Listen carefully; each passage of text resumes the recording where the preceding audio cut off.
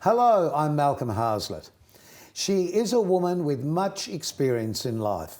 She's a single mum to a rambunctious roller skating obsessed teen, which she finds to be excellent preparation for the shenanigans she sometimes experiences in the chamber.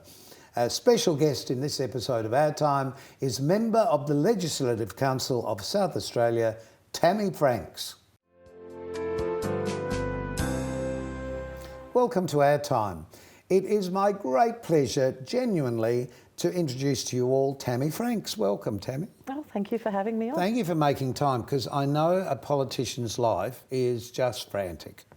It can be, Yes. absolutely. There's a lot of demands on your time. Well, it's not just when you're actually in the house, it's all the others. The phone calls at the crack of dawn and before the sun rises the next morning, I suspect. Absolutely, particularly in these days of mobile phones. Yeah, exactly. Yeah, people forget we need to sleep, really, don't they? Tammy, I guess a question that I've asked every politician I've ever spoken to is why? I know, and we ask ourselves that quite often, but when we start to get involved and when we continue to be involved, it's because you can have an impact. It's because you can change the world and you hope to change the world for the better. And what better job is there than that? And it's also a job that no day is the same as the next day. I can absolutely understand that. Talking to Frances Bedford some years ago, she said, the time in the House is like playtime for politicians, but it must be frustrating at the same time. It can be. There's a lot of games. I, like Frances now, sit on the crossbench, and so you watch that adversarial thing go back and forth in front of you. Sometimes I weigh in, but most of the time you just know that it's a bit of a show. They beat their chests, they don't necessarily believe what they're saying, and then they clock out. Now, that's the problem. Yeah. I think for the general public, we're becoming really frustrated with the two major parties constantly butting heads and constantly saying basically the other party is wrong and we're right and we could fix it, but they can't. And as a general public person, in my own little brain, I keep saying to myself, why are they bothering? Why don't they just get on with the job and do it? Now, I appreciate there are reasons for that, and that is that if everyone was given a free hand, they could go off in a direction that's not in the public interest. But it is frustrating for us. How do you feel? Because you represent the Greens, I should say that. I do indeed. And you represent the entire state. I know. My seat is in the Legislative Council, which is the upper house of state parliament, and that is the entire state. And one of two Greens in that house of a 22-member chamber. So it's actually quite an intimate chamber. So we're not as bad as the House of Assembly, which has 47 members. It's a little bit bigger and a little bit more boisterous. We're a little bit more genteel and intimate is how my old boss, Natasha Stott-Despoja, described it to me. Well, she was your great influencer, wasn't she? She was. She is one of the main reasons I'm involved in politics. I was inspired by her. Did she see something in you? She saw something in me as well, which I really treasure. Yeah. And we have a friendship that goes through to this day. And it's a political friendship, but it's also a true, belief in changing the world kind of friendship. My former colleague Dale and I used to write speeches for Natasha back in the 90s. Oh, and right. Dale came up with the line, so I won't take credit for it, but the line was, well, we all want to change the world, but Natasha's actually prepared to get up at 5:30 to do it. Yes, well, that's the truth, though, isn't it? You really do have that. I often watch breakfast television and see the politicians at the crack of dawn thinking, when do they sleep? I know. Do you Some feel of them, like that sometimes? Oh, there's a few of them that have insomnia. I actually really like sleep. I think it's if you don't have sleep and if you're running on empty, I don't think you're functioning well in the world. So I think for me, sleep is really important. Well, it's important for a politician to have a private life, I think, too. And there's the belief that a politician should be on call 24 hours a day is a bit daft. Even doctors aren't on call 24 hours a day. Well, not these days, they're not. But let's get back to the fact that you have so many portfolios you cover. I'd like you to list them, but I'm sure you can't remember everything. Well, I've actually just changed them. So I used to have 20 plus, but now I've got 18. Right, but you have a couple of specials. I do. Which are? Well, I newly minted the Greens leader in the upper house of state parliament. Some of my favourite portfolios would be the ones that I've created myself, which is gender and sexuality and animal welfare. No one else in the Parliament holds those portfolios, but I thought they were important areas of law reform. Well, just pause on the gender reform. Well, how do you affect people in that position? Well, when I started, there was a range of rainbow parents. For example, lesbian co-mothers where one wasn't able to be on the birth certificate. Yes, families we see now in public, like Penny Wong and Yes. Sophie, her partner. Well, my legislation was actually vital in getting Penny on the birth certificate of her children's paperwork. And there's many, many families like that that were being sidelined by the law. And it had real day-to-day impacts on their lives, whether it was school excursions or, of course, should there be, a life-threatening situation or a partner die, it leaves those children without the protection that they should be afforded. It's funny, I was talking to a friend of mine who's part of that community, has 2 children, and he was applying for a loan. And the person on the other end of the phone wanted to know whether he was married. Well, no, he wasn't, because, as he pointed out, when they began their relationship, they couldn't marry. Or was he in a de facto relationship? Well, he didn't consider that either. And he didn't get a loan. That's outrageous, isn't it? I think it's outrageous, yes, because it's like, what century are we now living in? Exactly. So a range of reforms like that. So to bring about a reform, though, in that area, is there sort of a set of rules you have to follow, or is it just banging loudly and making a noise? It's a little bit of everything. You do actually have to follow the rules in Parliament to get a piece of legislation through. And I like to, I certainly learnt that from Natasha. She would certainly talk about being an expert legislator as well as campaigning on the streets as well as in the Parliament. And to get a piece of legislation through, you do need to build relationships, you need to put your case, and you need to get the numbers. Now, when you're one of only 2 members of a party and there's... Difficult. No one really on your side, you really have to win them over. And so it is difficult, but quite honestly, often the ideas shine through, and they're ideas that Labor and Liberal don't necessarily want to put up, or they can't get permission from their parties to put up, even if they believe them. So once we put it on the agenda, we put it on the table for a discussion, we find that changes minds and hearts and eventually votes. Right. Well, changing votes is not an issue that Channel 44 and 31 in Melbourne have an issue with. It's about convincing the minister to change so that community television can remain.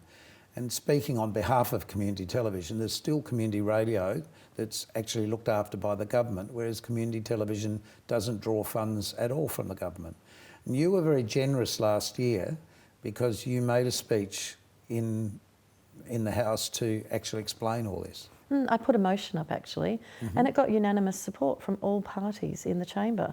So Labor, Liberal, Greens, SA Best, Independents. Do you think it's because locally, in South Australia at least, they understand the value of having a local voice? Because without community television, there is no local voice. And the concern to all of us that are involved with community television is, even talking to you, that wouldn't be possible on mainstream television, to have a long-form interview of this type, that we could find out who you actually are. To be honest, I think state parliamentarians know that full well, because we're not the federal sphere either, and they get all the attention. We do a lot of the heavy lifting literally with the community, and so there's a lot of parallels there. And South Australia, it has so much to gain from a continued strong community TV sector, in the same way that I also support very strongly community radio in this, exactly. particular... Well, we've got a clip that we've just found of you giving that speech, and here it is.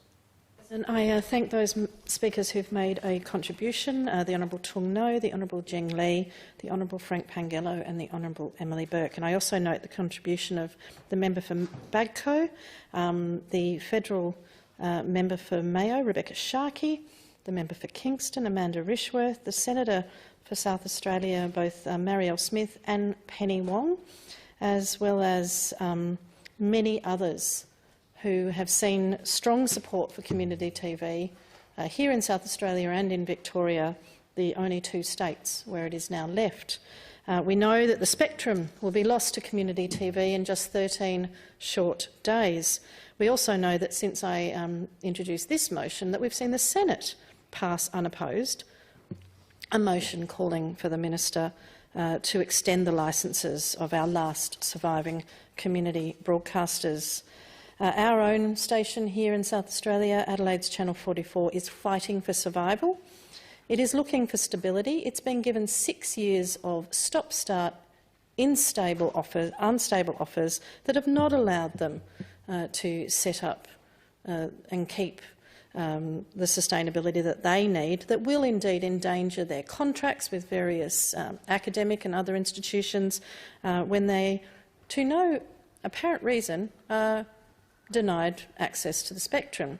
Back when Minister Turnbull made this decision, he said he had other uses. Well, we've yet to hear any other use put forward from the current federal minister. Yet with a stroke of a pen, we're going to lose a substantial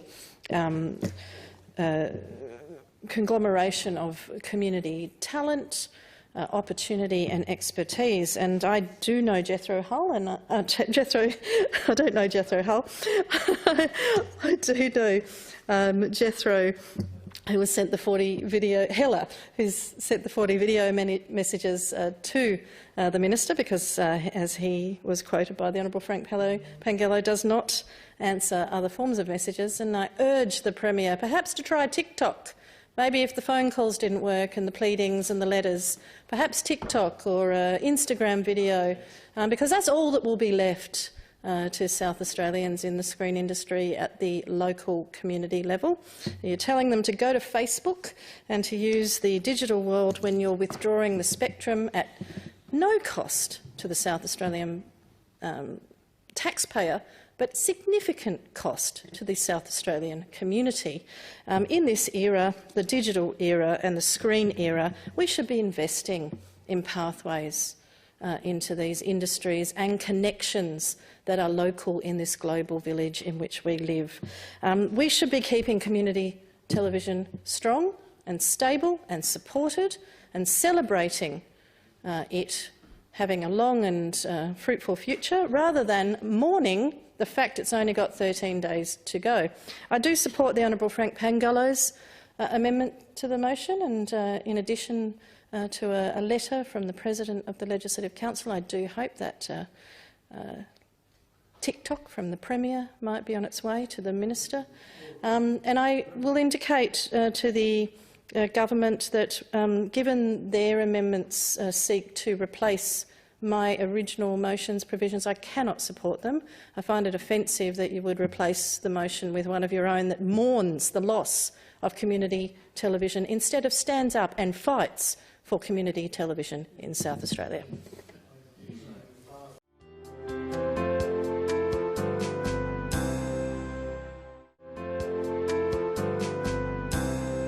Our special guest on this episode of OurTime is Tammy Franks, the Right Honourable. I know, and now for life apparently. I've been in for over 10 years. Now I'm apparently going to have that title if I want. It's not right honourable, it's just honourable. You're only honourable. I am far from honourable. I am left honourable. I am left honourable. Too stroppy to be honourable. Yeah, exactly. We were just showing before the break your support for community television, and I suppose you must be getting people like an organisation that's quite big. Community television is actually quite big, but coming to you asking for assistance. How do you determine what you're really going to stand up for? Oh, look, there's a level at which being accessible is something that I really, truly think that I'm there for, but you do have to prioritise, otherwise you can't get things done. So there'd be so many. There is a lot of people in a lot of pain, and terrible things happen in their lives, and they need help. And quite often, all the doors are closed to them. I had one woman today who's facing homelessness, and my colleague, my newly minted colleague, Robert Sims, is going to be assisting her. But we get stories like that all the time, and that's what a politician is there for, to help people work their way through the system. Yeah, the bottom line is you work for the people. We do.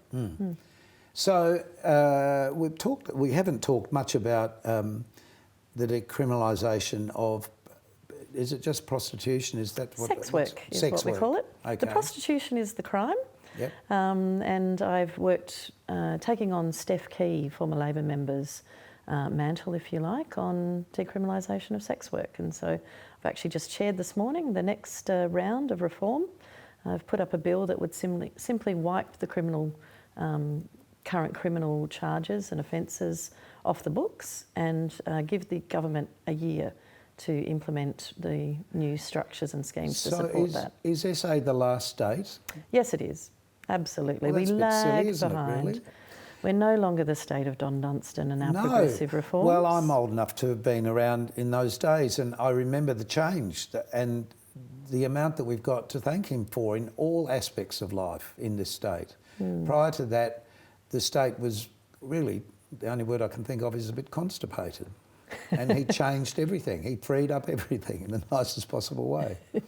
Indeed. Well, I think we need a little bit of Metamucil again. Yes. We've actually started to make a few reforms, and as I say, those rainbow reforms that we've done more recently have been a good step forward. So that's the name, the rainbow reforms? Well, that's this what is I for the called LGBT. them. So there was the parenting ones, there was getting rid of the gay panic defence, where a man who killed another man could claim that he should have a provocation, partial defence of it being downgraded to manslaughter if a homosexual advance had been made, a non-violent homosexual advance. When I put it up and tried to get rid of it, I said this was outrageous that we still had this when almost all states had gotten rid of it. And in the end, it was used as a defence in the time that we were still debating and bickering and had 2 parliamentary inquiries and 2 salary inquiries into this issue, but just the last few months we've actually finally gotten rid of it once and for all, and I'm really proud of that work. But it took good 7 or 8 years. I didn't even know that had happened. Yes, I suppose the media tends to only report on the big issues. We don't hear these issues. Again, that's why community television is so important, so that these issues can be brought up. Well, I think one of the fears when we're talking with a politician of any colour, if you like, is they want to be politicians, but we really want to know who you are. So who are you, Tammy Franks, with a teenage daughter that loves roller skating? Yes, I'm someone who was born in Dubbo, which is the nearest hospital for my mum, some hour and a half or so from where she's moved back to now in Nyngan in the Bogan Shire. So we literally are Bogans. That is where the name comes from. Right, oh, does it? I didn't know that. There's a new thing. The Bogan River, which fortunately is full of water again at the moment. Yes, grew up in Sydney. Mum was a single mum back in the 70s when that wasn't the done thing. Raised us, me and my brother, to... Courageous woman, I would say. Stand up. She was very courageous. She's somebody who was a groundbreaker, I think, my mum, and even to the point where, she was the, I think, first woman involved in Queensland AFL on one of the various boards and so on. So is this where you inherited a bit of a big stick from, do you think? Maybe. My mum is very quiet and very reserved. But that's the way to win. Yeah, I'm not quite as quiet and reserved as my mum is. But I'm not, I'm actually an introvert, so people often are surprised by that. I'm okay to go and speak on behalf of people, but I run away from crowds if I'm given the choice. Private time is private time, though. Absolutely. We all need that. Everybody needs that. I think people in the media, particularly the Hollywood people in the media, tend to sort of overdo this public thing and then complain when their private life is affected. Well, we've still got to live and don't go crazy. But so you moved to South Australia when? My mum remarried, and when I was in Year 12, she moved us here with the new family, and by that stage I had a new little brother, and I went to Year 12 in Parafield Gardens High School.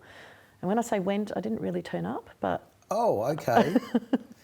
This is a very interesting point, again, with education, because life education can mean so much, because when you work out how to live within a society, all the other things sort of start to come into your world. And certainly now with the internet, the way that it is, we can learn anything at any time, or don't even need to remember anything any time, just Google it.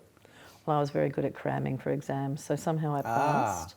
But I didn't turn up to school much, except for the art class. That was mine. It was the sport I couldn't cope with. Oh no, I loved sport. Did you? Yeah. Is I that really, why really you're suffering did. from arthritis we were talking before? Gymnastics, hockey, all Oh, sorts. really? Absolutely. Couldn't you have taken up dancing? It's a lot easier. I loved dancing as Oh, well. good. There's ballet in gymnastics too. We used to do Well, of course ballet it as part is. of it. Of course it is. Well, it could be termed as a sport these days because of sport vouchers, which Absolutely. is really handy. So what's Tammy Franks want to achieve? Well, some of it I've got done already.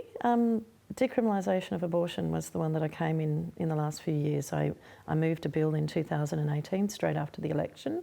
It was a bill that originally that I was meant to have other co-sponsors with, but a few of them chickened out at the last minute. But in the end, it was a real team effort, Labor, Liberal, crossbencher, but with a report that was developed as a result of my putting on the agenda this decriminalisation of abortion bill. Something that over 50 years since South Australia led the way, we finally fixed. We'd actually ended up with some really archaic provisions in our laws that were a barrier to health, that meant that we had some of the worst abortion healthcare in the country, that meant under COVID, we were making people travel to a hospital to take a pill and then go home again and come back 24 or so hours later to take another pill.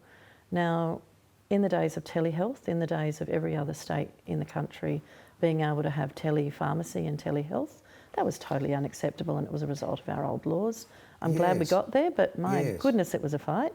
The next But one is, of course... how important that is. At the end of the day, how Yeah. important that is, but just across the board, not just in that area, but to be able to get that assistance. Yeah, well, it's something that so many women and girls experience, have a need to have a choice and deserve top quality healthcare and healthcare providers that aren't harassed when they're on the job. Yes. And that was one of my other bills, actually. I'm very proud of ensuring that around those health centres that provide abortion healthcare, the protesters have to be at least 150 metres away now. Right, and this is, there was a Christian lobby that was constantly challenging, wasn't I'm there? not on their Christmas card list. Look, I'm not sure that they're doing the right thing either. And I won't be for saying that, no doubt, but it's just, we have no right to tell people what to do. Well, the in that sense. ACL is one body, but actually there was lots of Christian groups that supported us and do believe that we need modern healthcare, and they came out and showed great support near the end there, and groups like the AMA. We didn't hear so much about that though. No, not at all. No. Nobody's interested in when those Christian groups support you on a controversial issue. I understand that, yes. Well, they could have come on this program and talked through, because I'd love to chat about that. Now, you're also involved in the legalisation of marijuana products? Cannabis products? So I've worked for a while on medicinal cannabis in particular. Just, excuse me, is saying marijuana a frightening word to use rather than cannabis? Oh, so cannabis is the technically correct word. Marijuana is like the slang.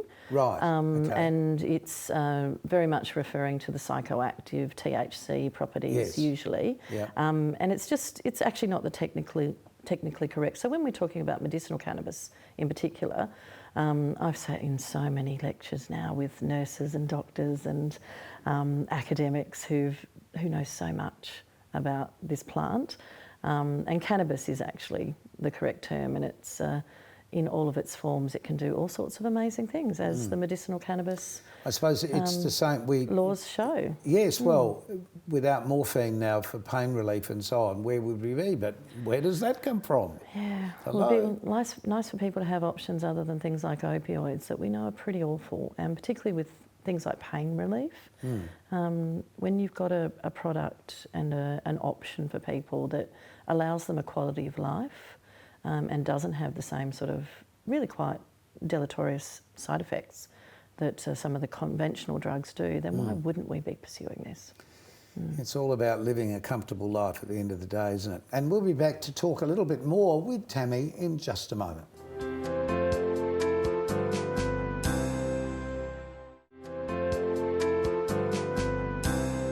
Welcome back to OurTime. We've been having a wonderful conversation with Tammy Franks, who is a politician here in South Australia.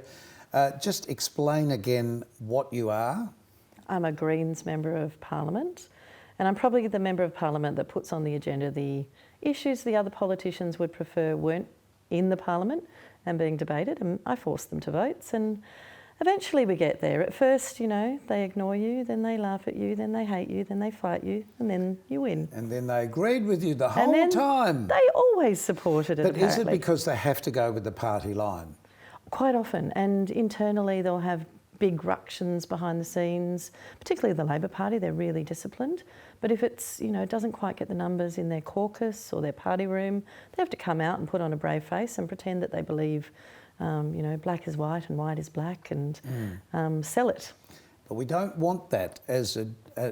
Do you think this is an old world way of doing things? Do we need to find better and cleaner lines to get these things through? It's interesting. I don't think it is an old world way of doing things. I think it's because of gotcha politics. So if somebody says something different to the leader or another member of their party, suddenly it's a gotcha moment instead of a diversity of opinion where people can have a conversation and perhaps learn. Yes, well, that's something that we've needed to do always, I guess, in life. As you were saying, you didn't have the longest education in the world, but you made use of what you had by being able to absorb. No, I passed year 12. I just didn't turn up. But to be able to absorb quickly when you did have those exams and so on. And that, I guess, is what it's like being a politician. You have to absorb so much stuff so quickly and then act on it. So just for our sake, a final word from you about community television. How important do you think it is to continue? Look, it's absolutely vital. I cannot believe that Paul Fletcher is missing in action on this and seems to be standing in the way of what is such a great community resource, which is so vital for our future, I think. We've just come through COVID. We need community more than ever. TV and the training and the stories and the narratives that reflect our identity and culture and a cultural democracy, if you like. It's local. It's about local. To me, it's all about local. I agree with everything you've just said. And thank you so much for this chat. I've really enjoyed it. I hope we can do this another time when you have something else that you feel so strongly about. Of the many things that Tammy does, it's just incredible. I have a whole list of the things that Tammy looked, or the portfolios Tammy looks after, and it would have taken us the whole half hour to talk about that. But thank you so much again. Absolute delight, thank you. So until next time on Our Time, keep yourselves nice till then. Hopefully we'll see you soon. Bye.